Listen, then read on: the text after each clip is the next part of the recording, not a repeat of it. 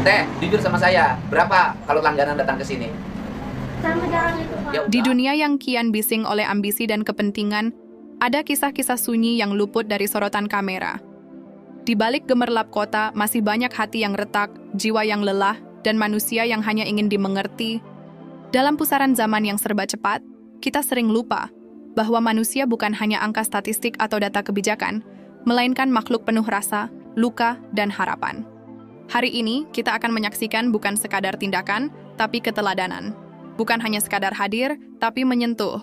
Karena dalam kepemimpinan ada istilah luhur. Manunggaling Kawula lan Gusti, kesatuan antara rakyat dan pemimpinnya. Dan di balik kisah ini, tersimpan satu pelajaran penting. Bahwa kadang, yang paling dibutuhkan bukan tangan yang memberi hukuman, tapi tangan yang mengajak pulang.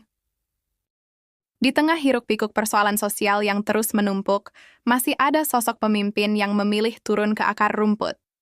Bukan hanya menata kota, tetapi juga menyentuh hati manusia.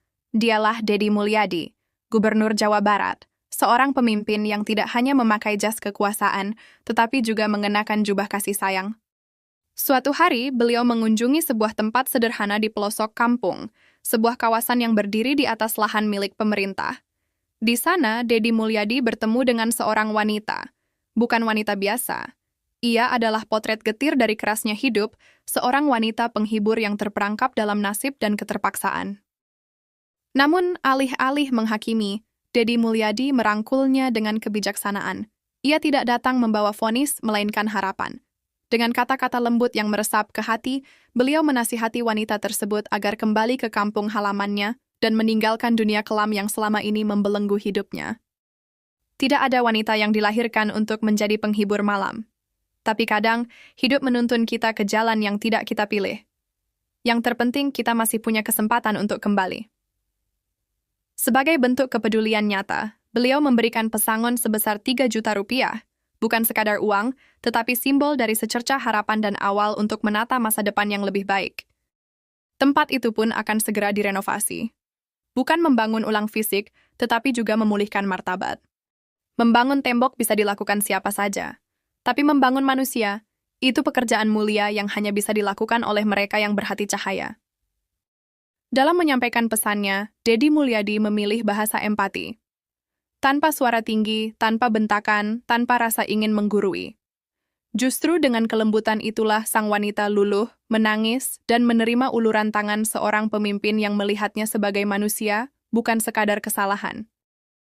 Karena dalam dunia yang keras ini, kadang satu sentuhan kasih sayang lebih ampuh dari 1000 peraturan.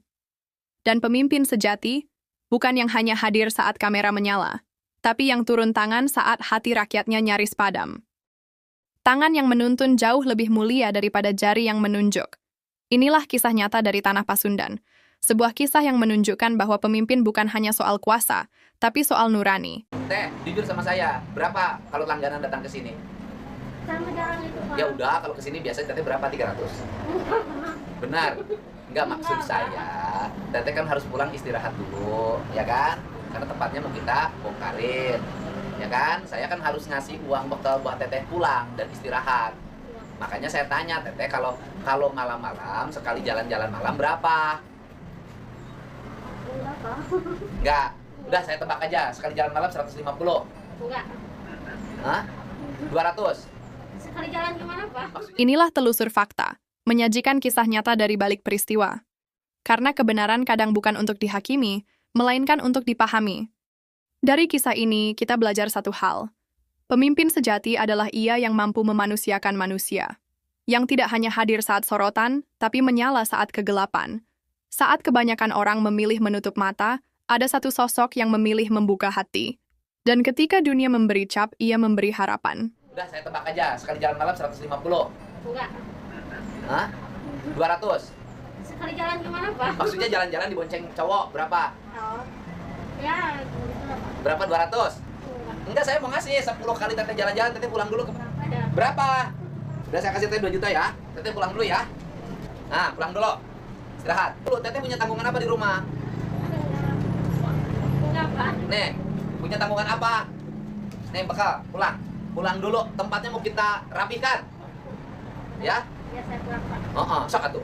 Bawa punya baju nggak di dalam? Ada. Ayo pulang dulu. Inilah makna dari istilah luhur, aji mumpung kalah oleh aji welas asih.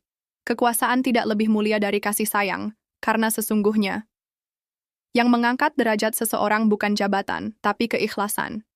Yang menyembuhkan luka bukan kekuatan, tapi kepedulian. Mari kita rawat jiwa-jiwa yang pernah tersesat, sebab bukan tempat kelam yang harus kita musnahkan, tapi masa depan yang harus kita selamatkan. Terus ikuti kisah-kisah penuh makna di Telusur Fakta. Karena di balik setiap peristiwa, ada kebenaran yang menunggu untuk disuarakan. Jadilah manusia yang ringan tangan, luas hati, dan tidak cepat menghakimi. Karena dunia ini tidak butuh lebih banyak hakim, tapi lebih banyak pelita. Teh, jujur sama saya, berapa kalau langganan datang ke sini? Sama jalan itu, Pak. Ya udah, kalau ke sini biasanya teteh berapa? 300. Benar. Nggak, maksud saya, teteh kan harus pulang istirahat dulu, ya kan? Karena tempatnya mau kita bongkarin, ya kan? Saya kan harus ngasih uang bekal buat teteh pulang dan istirahat. Makanya saya tanya, teteh kalau malam-malam sekali jalan-jalan malam berapa? Berapa? Nggak, udah saya tebak aja, sekali jalan malam 150. Enggak. Hah? 200. Sekali jalan gimana, Pak? Maksudnya jalan-jalan dibonceng cowok berapa? Oh. Ya, Berapa 200? Enggak, saya mau ngasih 10 kali teteh jalan-jalan, teteh pulang dulu. ada. Berapa? Udah saya kasih teteh 2 juta ya. Teteh pulang dulu ya. Nah, pulang dulu. Istirahat. Tuh, teteh punya tabungan apa di rumah? Berapa? Nih, punya tabungan apa? Nih, bekal. Pulang. Pulang dulu. Tempatnya mau kita rapikan. Ya? Ya, berapa? Sok atuh. Bawa punya baju nggak di dalam? Ayo pulang dulu.